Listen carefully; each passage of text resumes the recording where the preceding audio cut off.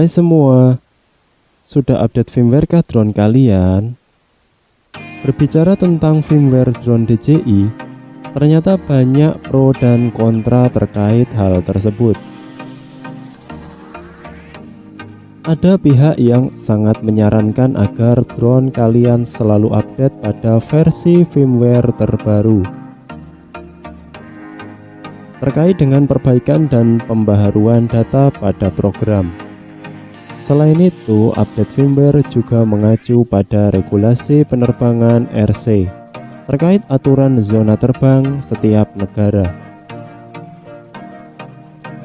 Namun tak sedikit yang enggan dan bahkan menyarankan untuk tidak mengupdate-nya dengan alasan jarak terbang akan berkurang.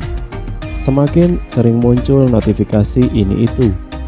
Bahkan jika gagal update, nah loh, program pada drone akan rusak, software bermasalah, jarak terbang berkurang, jarak terbang terkunci, tidak dapat take off, dan selalu muncul notifikasi update terus-menerus.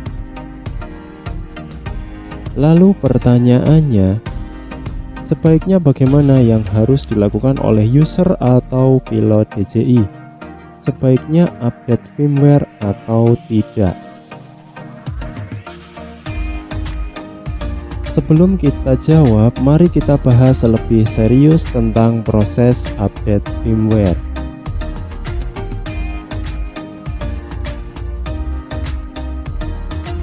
Layaknya sebuah PC atau komputer, drone DJI juga diproduksi dengan dua bagian penting, yaitu hardware dan firmware, di mana keduanya tidak dapat saling terlepas satu sama lain. Mereka dapat bekerja secara bersama dan tidak mungkin untuk beroperasi sendirian. Jika salah satu dari mereka bermasalah, maka drone tidak dapat berfungsi dengan baik. Hardware adalah perangkat keras yang meliputi chip, IC program, controller, dan komponen-komponen elektrik yang bekerja secara elektronik. Secara fisik, bagian hardware dapat kita lihat. Sedangkan firmware adalah rangkaian dan kumpulan data-data yang diprogram menjadi sistem operasi. Sebuah controller akan bekerja dengan baik tanpa ada kesalahan, karena controller tersebut dikendalikan oleh program. Nah, program ini adalah bagian kecil dari sebuah sistem operasi atau firmware. Dalam waktu yang lama, data-data ini berpotensi mengalami kerusakan di dalam memori chip pada controller.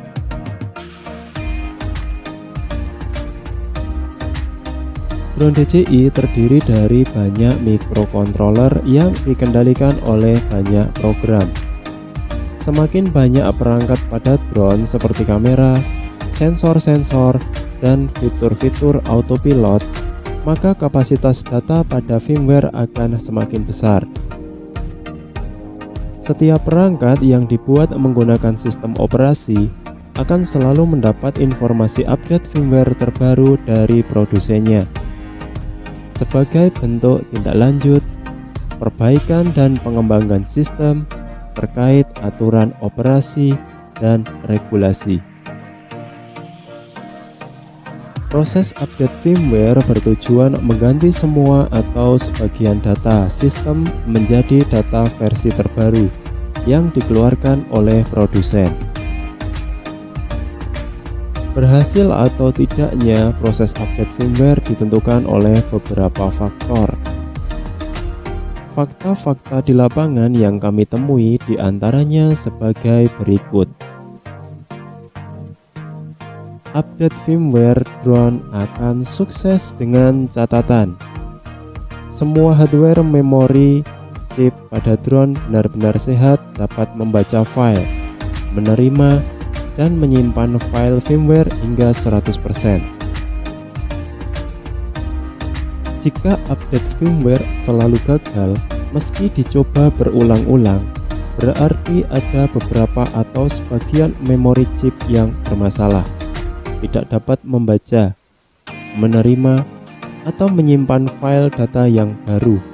Hal itu juga disebabkan oleh koneksi kabel dan sensor-sensor yang bermasalah. Jadi kesimpulannya bagaimana nih? Update firmware atau tidak?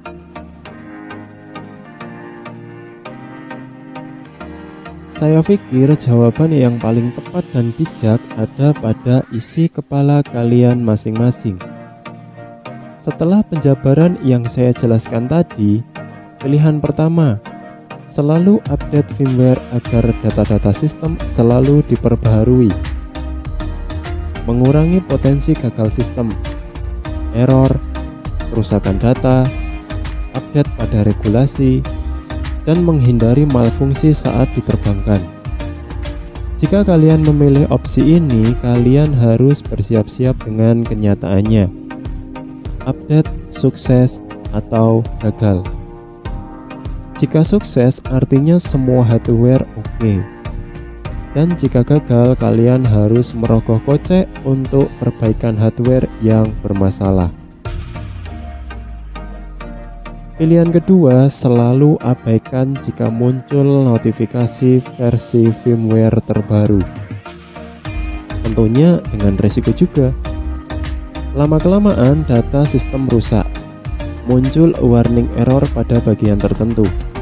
Terjadi error pada sistem. Dan muncul berbagai masalah pada drone kalian.